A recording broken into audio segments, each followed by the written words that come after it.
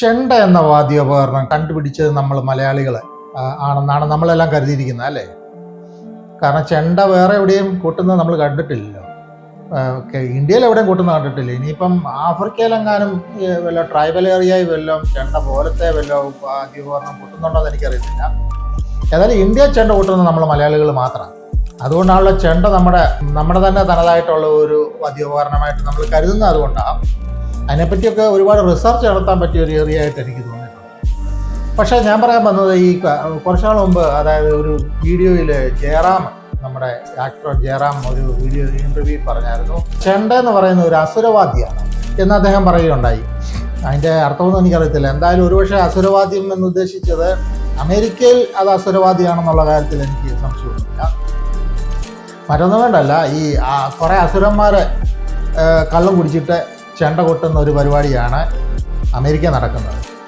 എന്തെങ്കിലും മലയാളി അസോസിയേഷൻ്റെയോ മലയാളികളുടെ എന്തെങ്കിലും 10 പേര് കൂടുന്ന പരിപാടി കൊണ്ട് യുവന്മാർ ഈ ചെണ്ടയായിട്ട് വന്ന് കള്ളും കുടിച്ച് കുറച്ച് മാലയെ ഇട്ട് കിടന്ന് കൊട്ടുക, അവതാളം കൊട്ടുക എന്ന് പറയാം. അവതാളം കൊട്ടുക മാല, അതായത് ഇത് പഠിച്ചിട്ട് വന്നിട്ടൊന്നുമല്ല.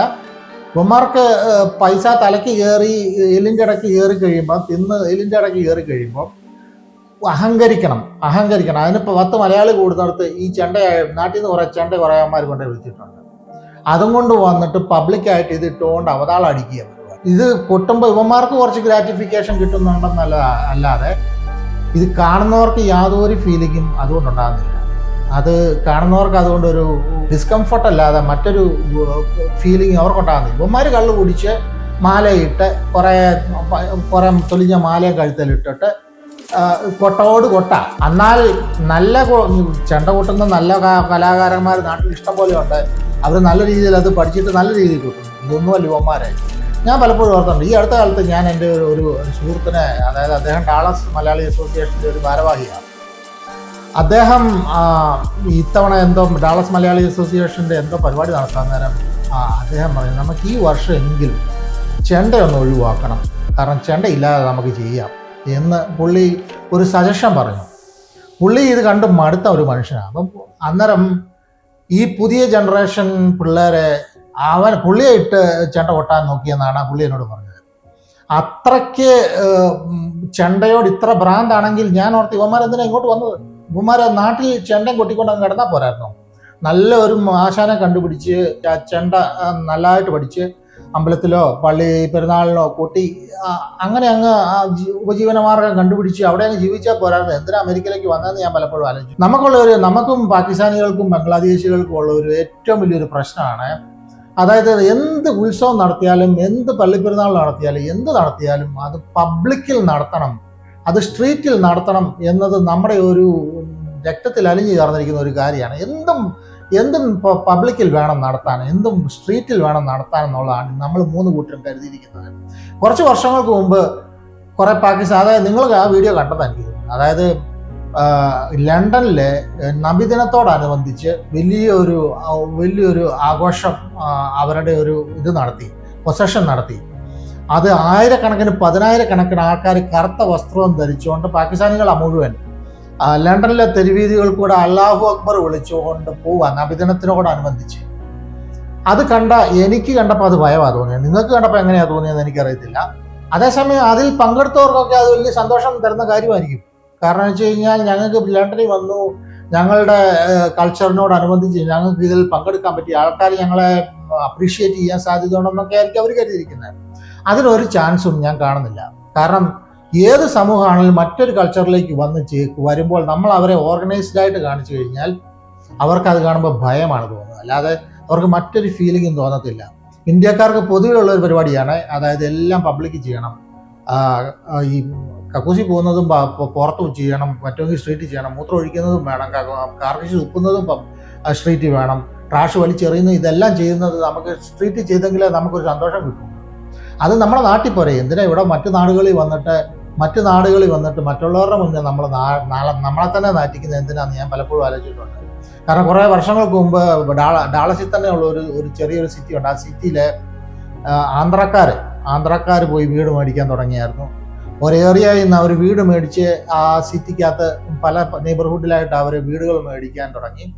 വീട് മടിച്ച് ഓരോ ആന്ധ്രക്കാരൻ ലുങ്കി എടുത്തുകൊണ്ട് സന്ധ്യയാകുമ്പോഴത്തേക്കിന് വഴി ഇറങ്ങി നടക്കുക, ട്രാഷ് വലിച്ചെറിയുക, അതുപോലെ സ്ട്രീറ്റിൽ കാർക്കിച്ചു തുപ്പുക, ഇങ്ങനെയുള്ള പല പല പരിപാടികൾ അവന്മാർ ചെയ്യാൻ തുടങ്ങിയപ്പോഴത്തേക്കിന് ആ നാട്ടിലുള്ള വെള്ളക്കാരും കറുത്തവർക്കാരും അവിടുന്ന് ഓരോരുത്തരായിട്ട് വീട് വിറ്റ് അവിടുന്ന് മറ്റ് സ്ഥലങ്ങളിലേക്ക് മാറിപ്പോയി. ഓരോരുത്തരായിട്ട് വീട് വിറ്റ് ഒരുപാട് വീടുകൾ വിൽക്കാനായിട്ടായി ആ നെയ്ബർഹുഡിൽ തന്നെ, ആ സിറ്റിയിൽ തന്നെ വന്നു കഴിഞ്ഞപ്പോഴത്തേക്കിന് അവിടുത്തെ റിയൽ എസ്റ്റേറ്റ് തന്നെ അപ്സൈഡ് ഡൗൺ ആയിട്ട് താഴോട്ട് പോയി. അതായത് ഒരുപാട് വീടുകൾ വിൽക്കാൻ വന്നപ്പോഴത്തേന് ആൾക്കാർ കരുതി ഇവിടുത്തെ റിയൽ എസ്റ്റേറ്റ് മാർക്കറ്റ് ഡൗൺ ആകുകയാണ്, ഇവിടെ ആർക്കും വീട് വേണ്ടാന്ന് തോന്നുമ്പോഴത്തേക്കും വീടിന്റെ വില എല്ലാം താഴോട്ട് പോയി.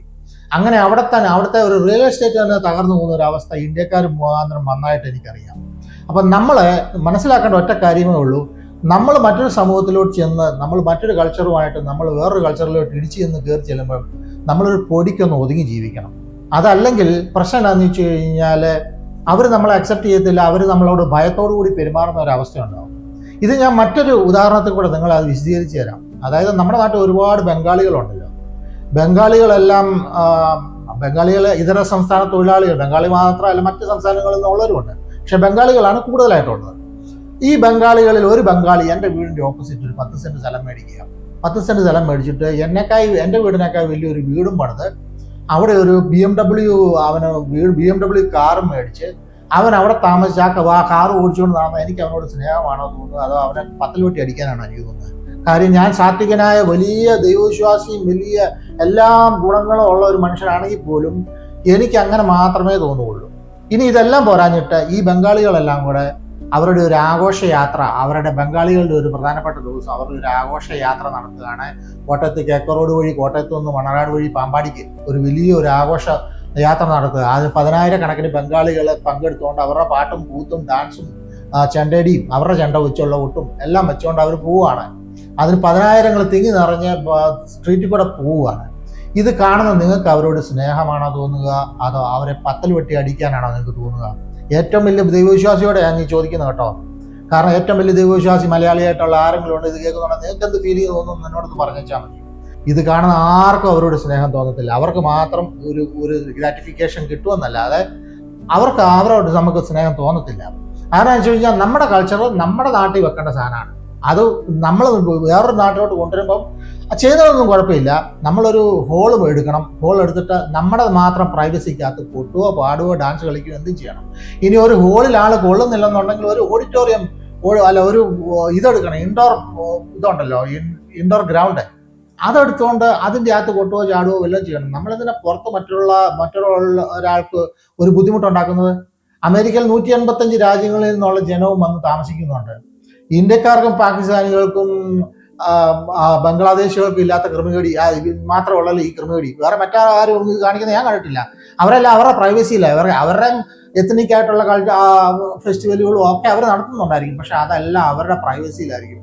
ഒന്നിലൊരു ഹോളിലായിരിക്കും, അല്ലെങ്കിൽ ഒരു ഗ്രൗണ്ടിലായിരിക്കും, ഒരു ഇൻഡോർ ഗ്രൗണ്ടിലായിരിക്കും. അപ്പൊ പിന്നെ മറ്റൊരാൾ അത് കാണുന്നില്ല, അവർക്കതൊരു ബുദ്ധിമുട്ടുണ്ടാക്കുന്നില്ല. നമ്മൾ ഇത് എന്ന് മനസ്സിലാക്കുമെന്ന് ഞാൻ പലപ്പോഴും ആലോചിച്ചിട്ടുണ്ട്. ഈ ചെണ്ടകൊട്ടും പാട്ടും കൂത്തും എല്ലാം പബ്ലിക്കും നടത്തിക്കൊണ്ട് എത്ര കാലം നമുക്ക് മുന്നോട്ട് പോകാൻ പറ്റും? ഇത് ജനങ്ങളെ ഈ നാട്ടുകാർ അംഗീകരിക്കുമെന്ന് കരുതുന്നുണ്ടോ? നമ്മൾ കരുതുന്നത് നമ്മളെ അവരങ്ങ് അപ്രീസിയേറ്റ് ചെയ്യുമെന്നാണ് നമ്മൾ കരുതിയിരിക്കുന്നത്. ഒരിക്കലും അവർ നമ്മളെ അപ്രീസിയേറ്റ് ചെയ്യാൻ പോകുന്നില്ല. ഈ ഏതാനും വർഷം ഞാനൊരു ഉദാഹരണം പറയാം. അതായത് ഏതാനും വർഷങ്ങൾക്ക് മുമ്പ് ഒക്ലഹോമ സിറ്റിയിലെ ഇന്ത്യ ഫെസ്റ്റിവൽ എന്ന് പറഞ്ഞ ഭയങ്കര ഒരു ഫെസ്റ്റിവൽ, ഒക്ലഹോമ സിറ്റിയുടെ ഡൗൺ ടൗൺ മുഴുവൻ ഇന്ത്യക്കാർ അങ്ങ് കൈയേറിയിട്ട് ഒരു ദിവസം മുഴുവൻ പാട്ടും കൂത്തും ഡാൻസും ചാപ്പാടടിയും എല്ലാമായിട്ട് ആ ഏരിയ മുഴുവൻ കൈയേറി. അന്നേ ദിവസം അവിചാരിതമായിട്ട് എനിക്ക് ഡൗൺ ടൗണിൽ കൂടെ വണ്ടി ഓടിക്കേണ്ട, എനിക്ക് ഡ്രൈവ് ചെയ്യേണ്ടതായിട്ടുള്ള ഒരു അവസ്ഥ. അന്നാണ് ഞാൻ ആദ്യം അവസാനമായിട്ട് ഇത്രയും റൂഡായിട്ട് ഈ നാട്ടുകാരോട് ട്രീറ്റ്മെന്റ് ഞാൻ അനുഭവിക്കുന്നത്. കാരണം എന്നോട് അത്ര റൂഡായിട്ട് ഒരിക്കൽ പോലും ഇതിനു മുമ്പ് ആ മനുഷ്യര് എന്നോട് പെരുമാറിയിട്ടില്ല. കാരണം എന്ന് വെച്ച് കഴിഞ്ഞാൽ അതെന്റെ കുറ്റമല്ലെന്ന് എനിക്ക് മനസ്സിലായി. മറ്റൊന്നുമല്ല, ആ കൂട്ടത്തിൽപ്പെട്ട ഒരാളാണ് ഞാനെന്നാണ് അവർ കരുതിയിരിക്കുന്നത്. അപ്പം അവർക്ക് ആ വെറുപ്പുണ്ട്. ആ വെറുപ്പ് എല്ലാവരോടും അവർ കാണിക്കുക. അത് കാണിക്കാതിരിക്കണം എന്നുണ്ടെങ്കിൽ നമ്മളൊരു ശക്കലം പൊടിക്കൊന്ന് ഒതുങ്ങി ജീവിക്കണം. ഇത് ഞാൻ അമേരിക്ക വന്നിട്ട് 27 വർഷമായി. അപ്പം ആയിരക്കണക്കിന് ആൾക്കാരെ ഈ മാല ഇട്ട് കൊട്ടാൻ കഴിവുള്ള 10,000 ആൾക്കാരെ ഈ അമേരിക്കയിലുണ്ട്.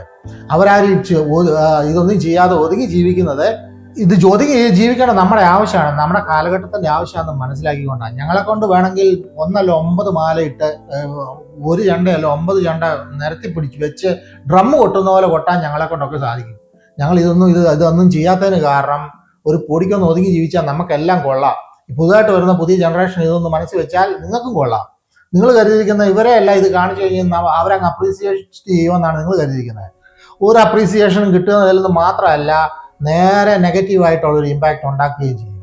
അതുകൊണ്ട് എനിക്ക് ഇന്ത്യക്കാരോടും മലയാളികളോടും ഒക്കെ ഒന്നേ പറയാനുള്ളൂ, മറ്റൊരു രാജ്യത്ത് വന്ന് ജീവിക്കുമ്പോൾ ഒരു പൊടിക്കൊന്ന് ഒതുങ്ങി ജീവിച്ചാൽ നമുക്കെല്ലാം കൊള്ളാം. Okay, thank you very much.